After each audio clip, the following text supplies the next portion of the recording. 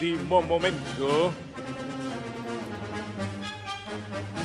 Valvanera quisieron prender fuego la Basílica de Nuestra Señora de la Piedad.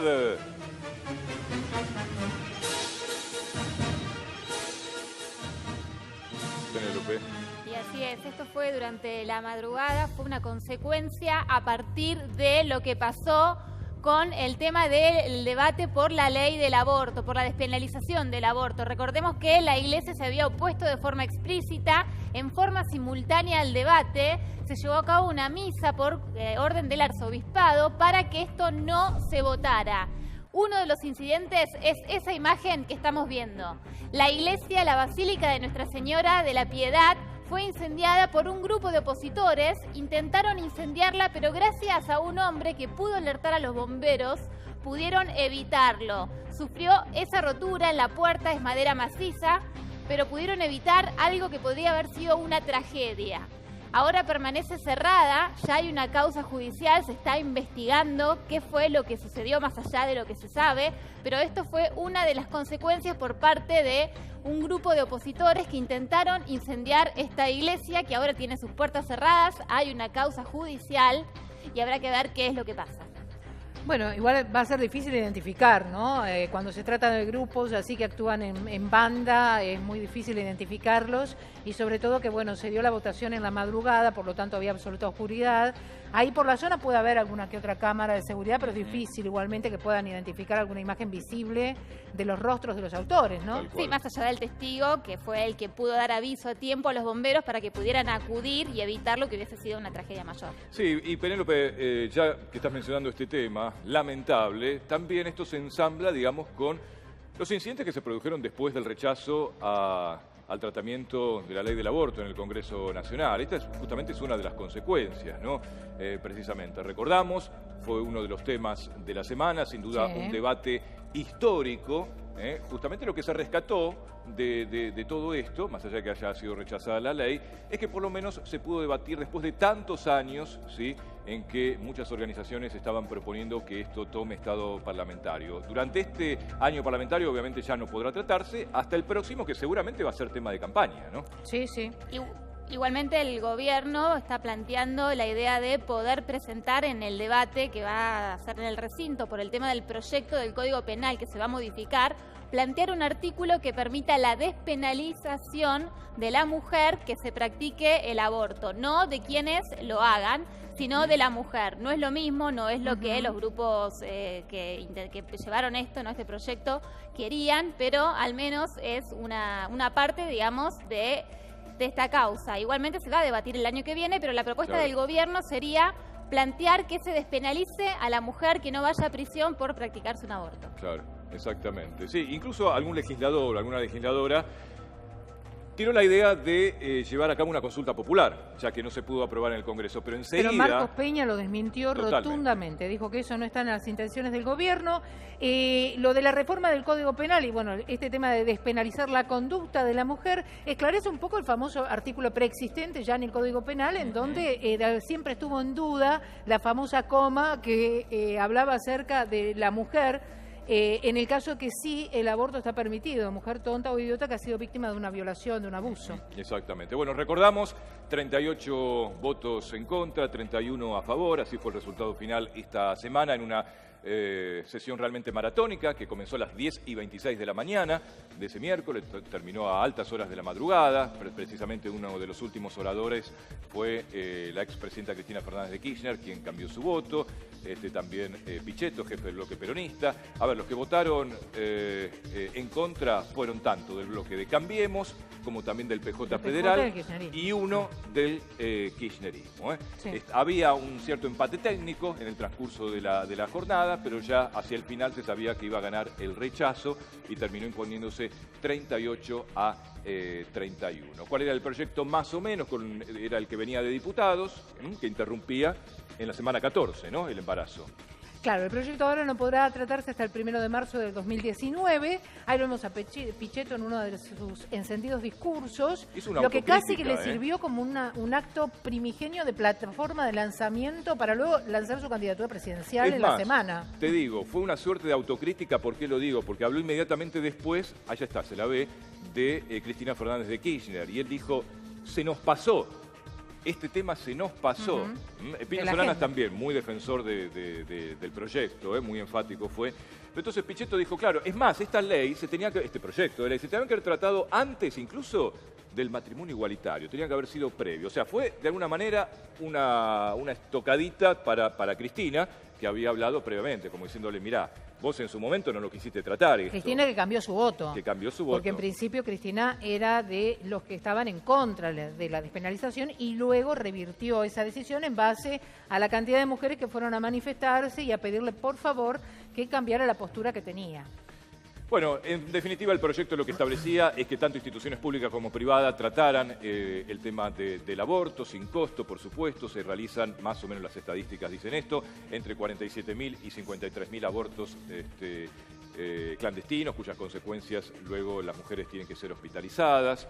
Así que esto va a seguir realizándose. Y por lo tanto, bueno, es un tema evidentemente que va a haber que buscarle alguna otra solución. Los que están a favor de las dos vidas dicen que en realidad la solución pasa por atacar en definitiva la pobreza, la vulnerabilidad de los sectores de menores recursos. En realidad, claro, pero dicen que igual que en los sectores de menores recursos es donde menos abortos se practican, porque las chicas jovencitas que quedan en los barrios carenciados y todos que quedan embarazadas aún no deseándolo, siguen adelante con el embarazo. Lo decía el padre Pepe, que es el cura villero que tanto conocemos, que dice que las chicas que quedan embarazadas en las villas de emergencia o en los barrios carenciados no abortan.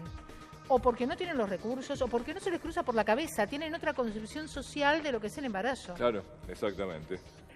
Y lo único que hay, bueno, es el artículo 86 del Código Penal, que establece 2 excepciones para el aborto cuando corra en riesgo la vida o salud de la madre, o cuando sea producto de una violación, y el fallo FAL, que sí hay una jurisprudencia que marcó un antecedente para aquellas mujeres, que justamente lo de lo que hablaba Ro, cuando no se entiende, también por esa coma, de que no, cuando es producto de violación, también si la mujer es demente o tenía algún problema, algún retraso madurativo. Bueno, hay que destacar también que la verdad era lo esperable.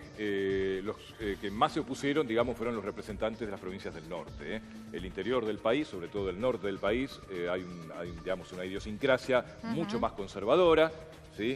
Por lo tanto, bueno, son los que uno se remite al discurso de Urtubey, por ejemplo, del senador Urtubey, que fue tremendo, porque habla de una violación voluntaria prácticamente. Y bueno, y uno se da cuenta cómo está instalada cierta idiosincrasia que no tiene que ver con lo que vivimos aquí en la capital y en otras provincias, ¿no? Algo totalmente diferente, porque lo da por sentado que hay 2 tipos de violación distintas, ¿no? Como una que se da en el seno familiar y que por eso es más consentida que la otra. Bueno, hay directamente una senadora que dijo, mira, no leí el proyecto, pero igual voto en contra. O sea, hubo de todo. La verdad que fue bastante variopinto, digamos, el debate allí en el Senado. Pero bueno, habrá que esperar el próximo año parlamentario. Así es, hubo un intento también por parte de una senadora de presentar un proyecto intermedio, pero finalmente fue rechazado. En caso de que se hubiese aprobado, podría haber vuelto a la Cámara de Diputados para aprobarse con modificaciones. Pero finalmente esto no sucedió, por eso ahora hay que esperar un año más para que pueda volver a ser tratado por la Cámara. Vamos a recordar, ya que hablamos de la expresidenta, Ro, ¿te parece? A ver, que algunos tildaron de bastante pobre el discurso de ella. Sí, por ser una mujer tan combativa y que ha tenido discursos tan encendidos. Y en realidad empezó como autoelogiándose, su gestión, todo lo que hizo, cosas que no tenían absolutamente nada que ver con el tema que se estaba tratando en ese momento en la Cámara. Vamos a recordar lo que decía. Vamos a acompañar esta media sanción. Yo siempre he votado por la vida y he gobernado por y para la vida. Siempre.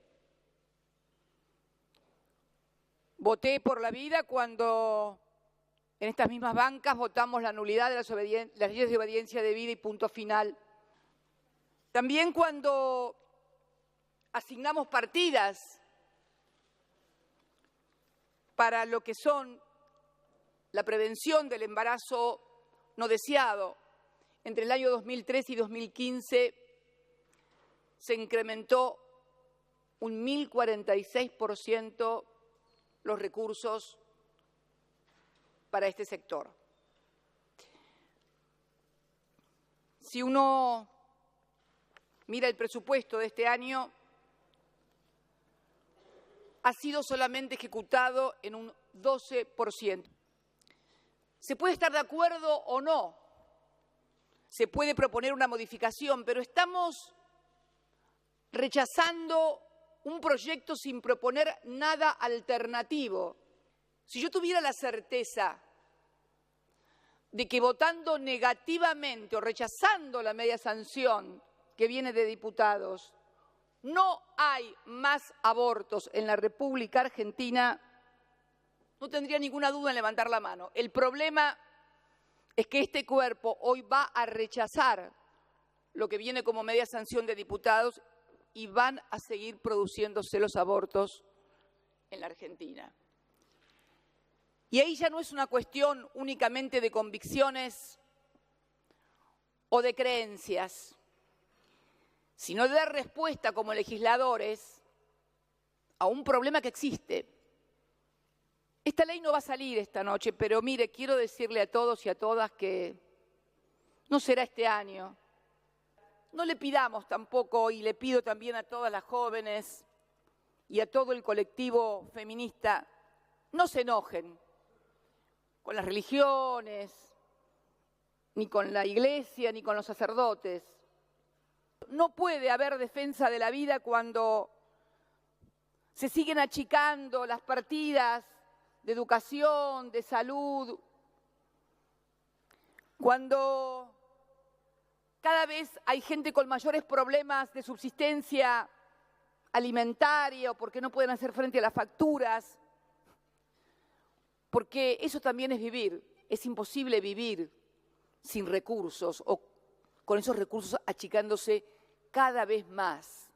He votado aquí siempre por la vida cada vez que me he opuesto a políticas de restricción social, de desconocimiento de derechos, de precarización de derechos. Precarizar derechos es votar contra la vida, porque le arruinamos la vida a la gente también, cuando no tiene buena salud, cuando no tiene buen salario, cuando no tiene buen trabajo, cuando no le alcanza la guita, cuando están durmiendo en la calle.